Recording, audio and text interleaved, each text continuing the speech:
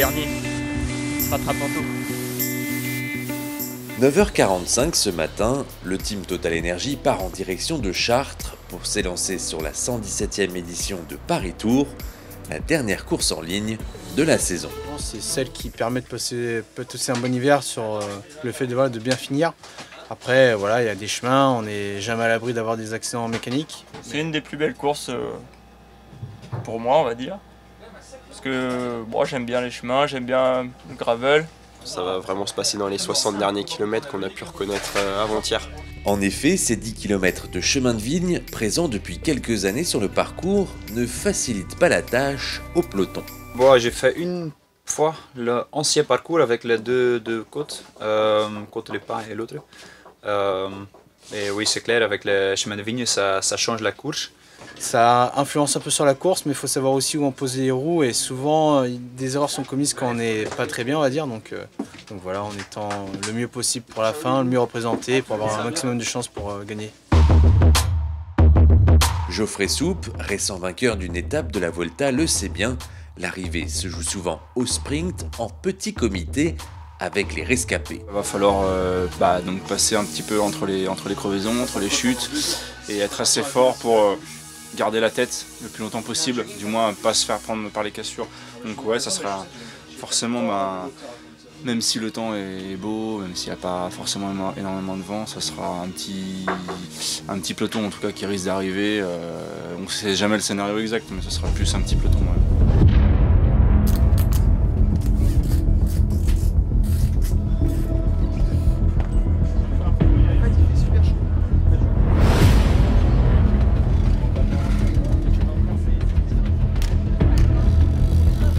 12h, le départ est donné. Dans la voiture de direction sportive, la tension monte d'un cran. On a 5 coureurs, un groupe qui est ressorti encore, et le peloton, hein, bien vigilant, comme on s'est dit, Emilien, Fabien. Ce groupe-là, on doit y être quand c'est plus de 8 coureurs. La composition de ce groupe, il y a là le 62 ASCII, Groupama, FDJ, le 163. Alors là maintenant, après 40 km de course, on retrouve 5 coureurs actuellement là en tête avec une trentaine de secondes environ sur le peloton.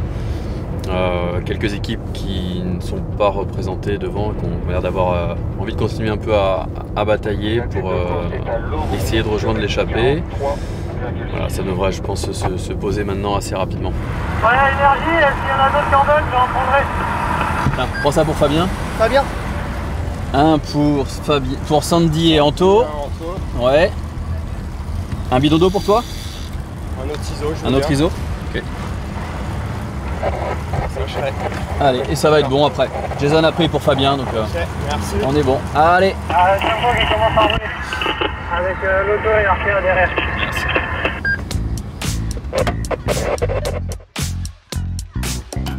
15h30, une centaine de kilomètres plus loin, Yannick attend le peloton pour ravitailler les coureurs. Mais ici, dans les chemins de vigne, anticiper la crevaison est presque plus important que passer un bidon. Dans le final, ouais, c'est plus important parce que les roues que les bidons. Ouais. Là, aujourd'hui, c'est une course un peu atypique. Il y a les secteurs de chemin et il y a plus souvent de crevaisons ici que sur les autres courses.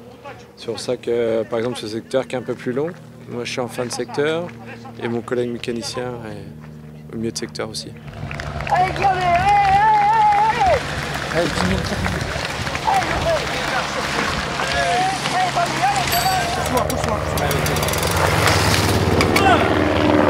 J'essaie de faire du mieux par rapport à mes possibilités. Là. Mais bon, ça va. Il est reparti avant les voitures quand même. À 30 km de l'arrivée, Lewis Haskell est seul en tête avec une minute d'avance. Mais l'enchaînement des chemins de vigne rend la poursuite de l'homme de tête difficile et c'est bien un petit comité qui se dispute la victoire. À ce jeu-là, c'est Riley Sheehan qui s'impose. Anthony Turgis, lui, termine 13e. C'est Paris-Tours, hein. D'habitude, avant il n'y avait pas de chemin, ça roulait encore plus vite. Et bon, là, malgré les bosses et les chemins, ça roule toujours aussi vite, donc c'est une belle course pour terminer. Ouais, j'ai tenté à moins d'anticiper un peu, mais bon, ça n'a pas trop voulu, mais la course est tellement dure que Alex, faut bien courir. Puis après, bon. Mais l'échappée va au bout, mais si j'avais les jambes, j'aurais pu y aller.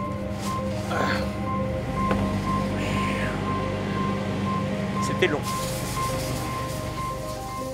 Dimanche prochain, une poignée de coureurs participeront au Chrono des Nations, mais pour la plupart, les vacances commencent ici à Tours pour quelques semaines de repos amplement méritées. La saison des immersions s'achève ainsi. Merci à tous de nous suivre toujours aussi nombreux. Rendez-vous la prochaine saison pour partager, on l'espère, encore beaucoup d'émotions.